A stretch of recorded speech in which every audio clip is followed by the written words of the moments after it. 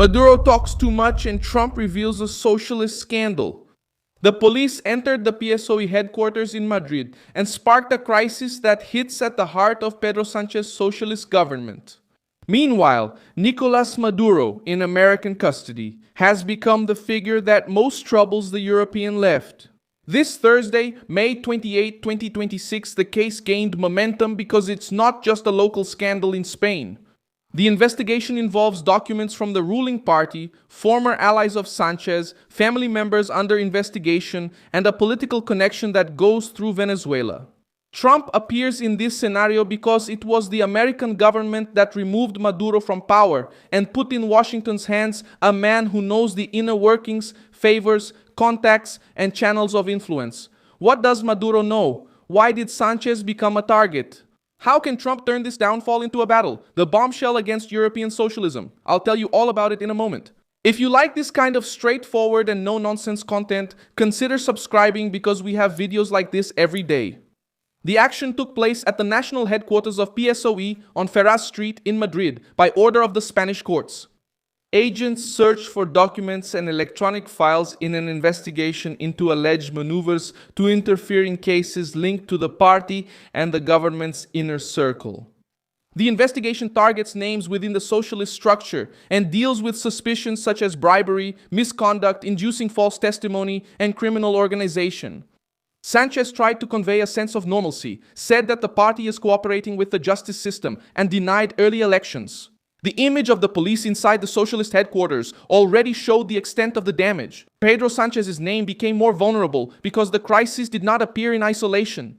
His wife, Begoña Gómez, is under investigation for suspected corruption, influence peddling, and misuse of public funds. His brother, David de Sánchez, will also be tried for suspicions related to a public position in Extremadura.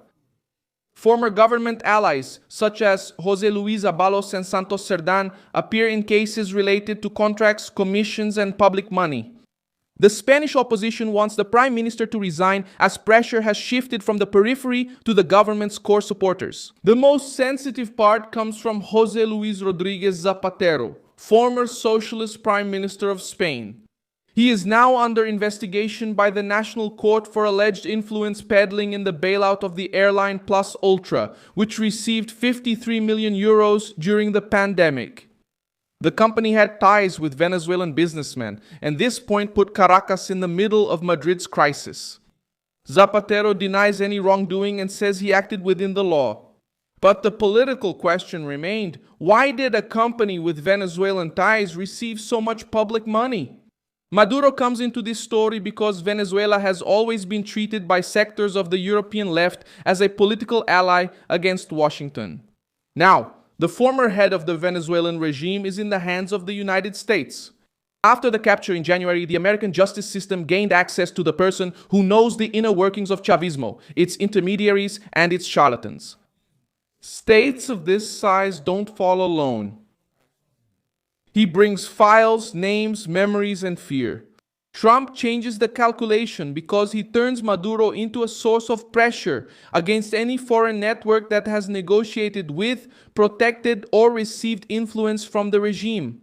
If Washington cross-references Venezuelan documents with contracts, bailouts, lobbyists, and political contacts in Europe, the Spanish left could face a tremendous crisis, rather than just a case of domestic corruption. Before, Maduro used to challenge the United States from Caracas. Now he depends on American justice. And this detail haunts those who had ties with Chavismo.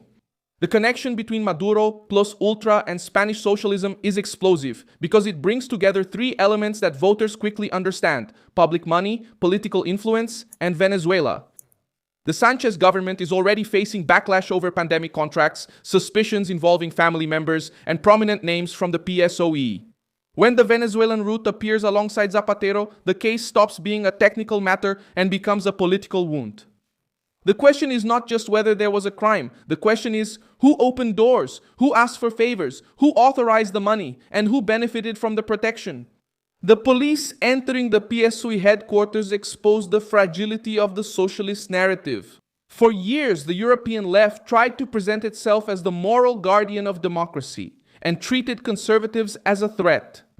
Now, the ruling party of Spain needs to explain documents collected by agents, allies under investigation, and a former prime minister linked to a suspicious bailout. Meanwhile, Trump has an advantage that the European left can't control. Maduro is out of reach of Caracas. Any useful information about money, allies, intermediaries, or Venezuelan influence can become a tool for diplomatic and judicial pressure. Even without public testimony from a cooperating witness, the mere possibility of Maduro talking too much already scares those who had political or economic ties with the regime. That's where the panic comes from. Maduro's fall didn't end in Venezuela. It could open a trail within Europe. The crisis also shows another move by the European Union, the control of the digital narrative. The Digital Services Act was presented as a way to fight disinformation. But conservatives see it as a gateway to pressure platforms and reduce the reach of independent voices. In Germany, regulators are discussing ways to give more prominence to outlets considered trustworthy on social networks. The uncomfortable question is, who chooses these outlets? When governments and regulators decide who deserves reach, public debate starts to be managed. In Belgium, the case of Dries van Langenhove reinforced this warning among the European right. He was convicted of hate speech after a statement about mass migration and social problems. The point that sparked a reaction was the interpretation that data and statistics, even when accepted as the basis of the statement, could be treated as a crime depending on how they are presented. For conservatives, this episode shows that part of Europe doesn't just want to punish lies, it wants to control the way certain facts reach the public. If Washington reveals any new data coming from the capture of Maduro, the scandal will leave Madrid more isolated and force European socialism to confront a question it has tried to avoid for years. How far did the ties with Chavismo go?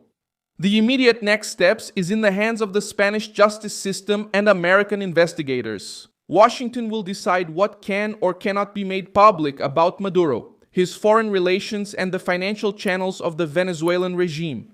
For Trump, each new piece of evidence against Maduro also affects the political allies who help protect his image abroad.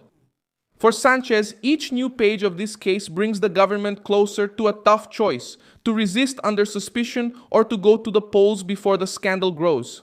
I'm Milson Alves, global internationalist, and my purpose is to keep you well informed with the truth every day. The news links are in the video description. Leave a like on this video, subscribe to the channel, and at the end check out the comments so you can be even more engaged with the Milson Alves community.